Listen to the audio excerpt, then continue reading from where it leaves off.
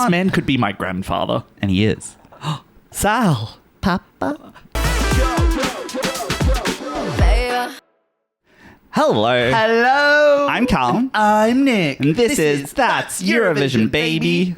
Oh my god, the songs will not stop coming. They really will not stop coming. We need a break, but also we don't want a break because we're having so much fun covering them all. Now, guys, there is a hint on screen for the country we're covering today. See if you can find it. I'll pause. It's a bit hard to find. Maybe let them read. No, if they can't read it like this, they don't deserve it. Okay. It's Italy! It's Italy. We're talking about Sanremo. Sanremo has wrapped its week last week and has chosen their representative for Eurovision. But more importantly, before the Italians come for us, it has chosen its Sanremo winner, the more prestigious of the two competitions. We'll be saying that a lot this episode because we don't want people to come for us. And someone still will. Yes. But they have chosen the absolutely jazzy Sal Da Vinci with his song Per Sempre Sì. Yes. Now, before we jump into our usual song review discussion, reaction, I know that riles people up when we call ourselves a reaction video because it's not really, but I feel like we're going to start this video with a bit of a disclaimer. Now, as two people who've been to Sanremo, not the music festival, not the event, but the city itself. And we have stood outside of the iconic Teatro Ariston. Yes, we are not experts on this prestigious week in the Italian calendar, but we want to say that, we get it. Yeah. Or at least we are trying to get it. Yeah. It is arguably the most prestigious music event in all of Italy and arguably one of the most prestigious music events in the entire world. Correct. It attracts huge numbers, incredible celebrities. It is a week of just absolute glitz, glamour, and high quality Italian music. Yes. The fact that the winner can represent Eurovision is but an afterthought to these Italians. And so we want to deliver our review of this song, our discussion of this song with that knowledge in mind and acknowledged by us too, just so that we don't get like we've gotten in the past. So many people being like, Eurovision's not important, Eurovision not... We're a Eurovision channel first and foremost, guys. Yes. We probably are going to talk about it in relation to Eurovision. I think that that's a very good place for us to just put that disclaimer of, we understand that the priority of the Sanremo contestants is most likely not Eurovision. Unfortunately, we have made the very poor decision to be a Eurovision channel and not specifically a Sanremo channel, so we will be analysing it through the lens of Eurovision. I swear to God, Italians or anyone else, I get a single comment about how, they don't care about Eurovision, Sanremo's more prestigious, I'm banning you. You are banned from the channel. You're cut. You are cut. However, let's talk about the actual contest that we came here to talk about. I'm just gonna put this over. No, I was enjoying it because I didn't want it to get in the way of my wonderful rat's tail cable. Oh, that's true. Look, guys, we've got to come clean. Hilary Duff, come clean. We were on holidays last week when the contest was being held. We barely had 2 minutes to sit down and watch it, and now we are in the endless cycle of needing to get videos out for this. Yes. So we have not been as thorough about our coverage of Sanremo as we would like. So with that in mind, I just feel like I don't want to pull the wool over your eyes and give you a full review of the contest. No. I would like us to maybe do a separate video, maybe in that weird off-season between national finals and the contest where we could talk about it. But just keep that in mind, guys. Our reviewers of the multiple performances of this song that we have watched, but not of the whole contest. However, I will say one song did gag us. Yeah, we did take some special time just for us. We See if you can guess based on who we are. Yes, so our favourite song from the entire contest was Dita nella piaggia with her song Che fastidio. Had this one, guys, this would have been in my top 3 easily. Easily. I think I've had it on repeat in the house. It is so good. It's incredible. It's fun. It's modern. It's funky fresh. It to me represents, I guess, the issue that I have with Sanremo in general, which is I feel like Sanremo was a contest. If I were to criticize one part about it, is in all of its prestigiousness and all of its suit and ties and all of its history, which I have to respect and honor, it does a lot of looking to the past in its music. Yeah. And it makes it quite difficult for songs that are looking to maybe the future to cut through. And I think we saw that with her getting a respectable third place in the contest. It's slightly frustrating, though, to hear, like, you know, I don't know. It's just slightly frustrating to me that songs like this get passed over in favor of... It's like, especially considering what we saw with the scores throughout the entire contest, where she pretty much, like, when consulted by a group of professionals, like in the juries, like in the radio juries, the television juries. She did very well in the juries. Pretty much won every single one. It was the televote, which is interesting. Yeah. And honestly, guys, educate us, Italians, or just people who follow Sanremo in the comments. Does Sanremo cater to a slightly maybe aging audience? What's the sort of Gen Z and younger opinion of Sanremo? We could be wrong. You could say it's incredible. We love it. It's still an institution. That's absolutely valid. But out of just genuine curiosity, do you feel like the songs that are competing in the contest represent sort of current Italian music? Is this the landscape? I'm very curious about it because I don't want to say the wrong thing. But discuss, but we obviously have one song to talk about. So what I'm going to do is I'm going to put a nice clear audible bookmark here for Callum, and I'm going to give a big welcome to all of the people that definitely skipped forward to this point in the video. Thank you so much for joining us. You missed a very interesting discussion about Sanremo, but I know that you are here because you want to hear us talk about Sal Da Vinci. Yeah. Callum? Yeah. What do we think of the song?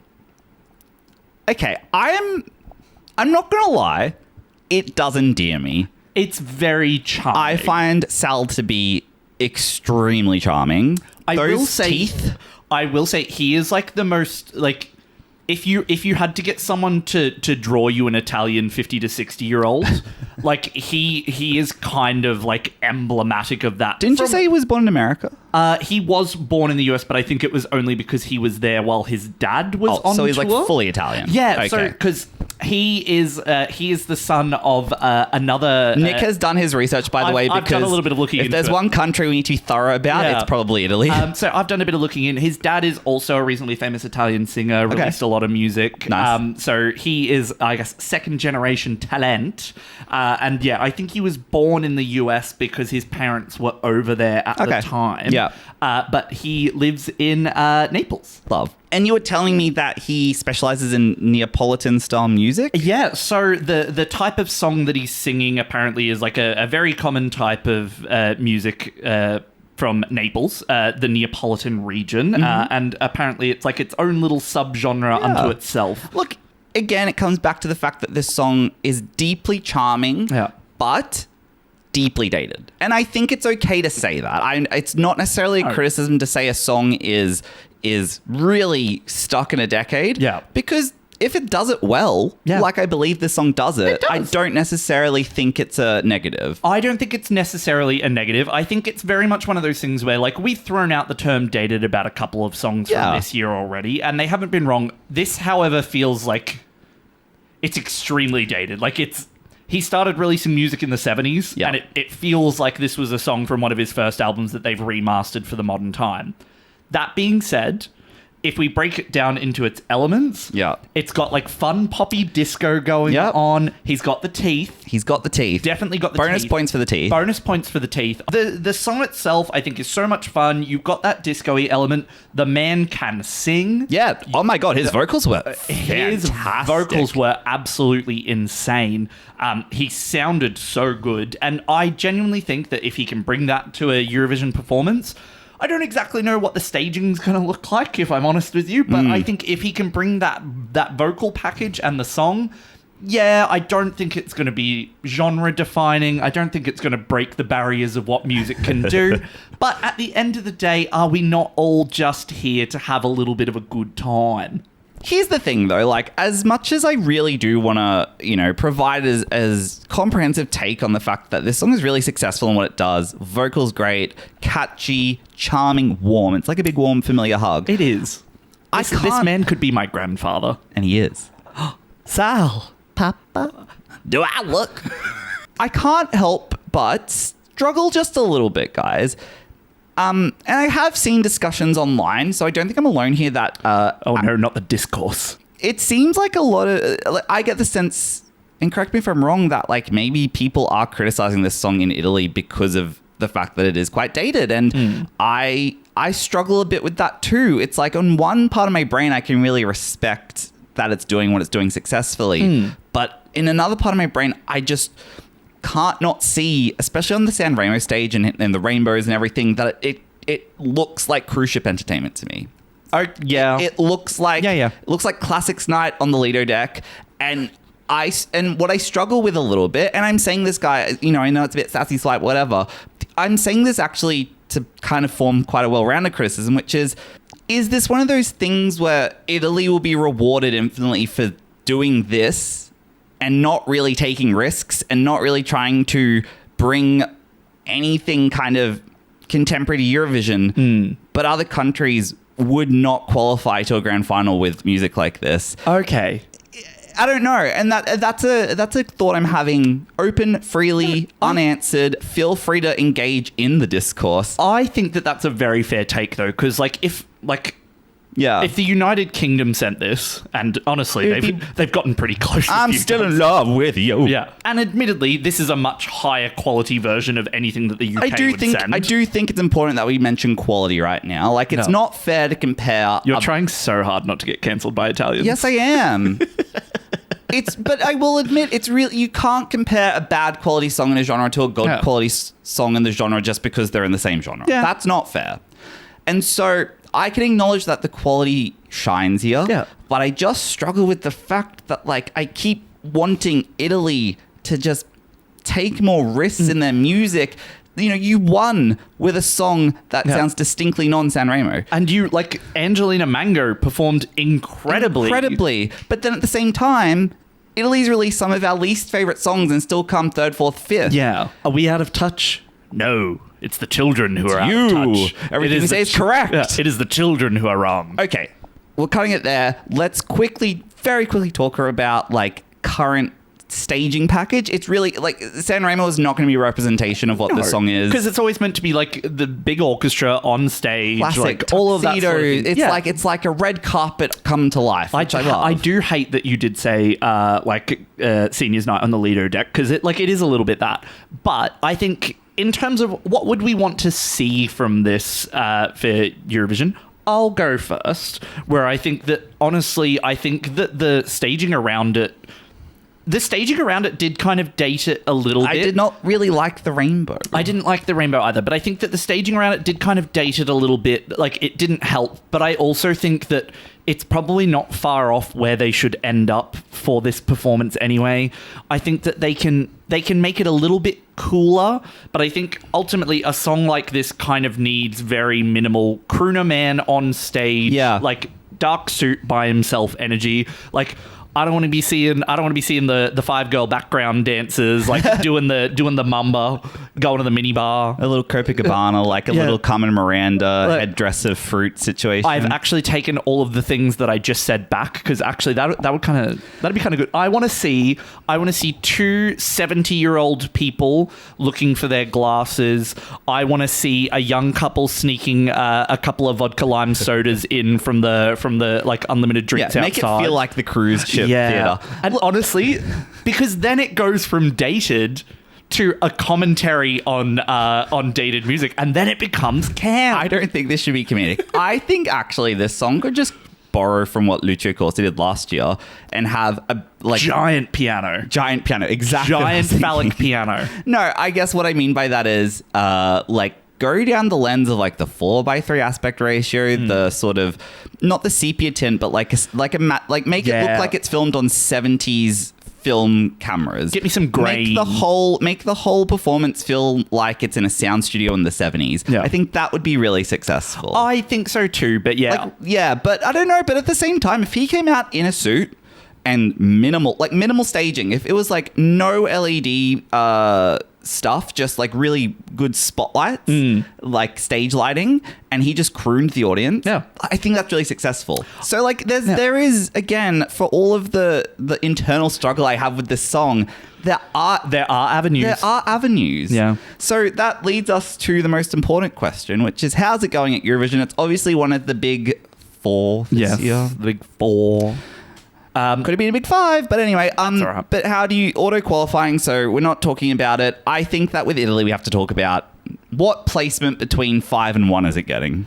Yeah. Look, I actually think that this is probably going to be one of Italy's 5 to 15 efforts. Because the thing is that like they're always going to get love. I think they're such a large diaspora community, and they're very patriotic. And Sanremo has such a prestige. Yeah. Like globally, that I think people really respect the effort and the quality of it. And ultimately, call it dated or not, he's delivering a fantastic package. And here's the thing. This song is going to stand out. Oh, big time. Can you imagine this going after My System by Felicia? She hasn't won yet. She hasn't won yet. But no, so just quickly. Sorry, I'm just thinking about it. I think that where Italy did well last year and where I think it's going to do well again this year is obviously a lot more contemporary music is going to come through and going to play. Suddenly the song that strips it back, that sticks to a very minimalist setup, that feels acoustic, that feels is going to get love. It's going to get jury and televote love because, again, it's Italy. It's what they're known for. Yeah, this song is going to do well. I predict a top 10 finish for Italy yet again. I'm going 11 to 15. Look, okay, I'm going to explore this with the lens of me being negative on the song because, again, my brain really is holding this 50-50. It's very strange right now. Yeah. This song might fatigue people. People might be like, Italy doing Italy again. And it's the criticism that Sweden gets all the time, but they still do very well. Yeah. It's a criticism that a lot of countries get all the time. And maybe people who've not heard the song, who are tuning in on the grand finale of Eurovision for the first time, might be like, this is like cringe, it's so dated. But also, if I'm sitting down to watch Eurovision with me nan, she's gonna love it. She's like, oh, isn't that good? I love that one. Yeah, I lean towards a top 10 finish because I think that more people are going to find this charming than are going to find it like dated. Again, it feels like one of those things, if you can ignore the datedness, it's a bit of fun. It's a bit of fun, and I think that's kind of like where I'm landing. It's what we need. I think that Sanremo still needs an injection of modernity to it, and it'll be interesting. You mentioned that the creative director or the artistic director is stepping down. Yes, he came back after a little stint off after 2017, and he's been back last year and this year, but he said that this is his last. So it'd be curious to see what sort of songs a new artistic director chooses. If they go down a more contemporary route or if they stick to really traditional.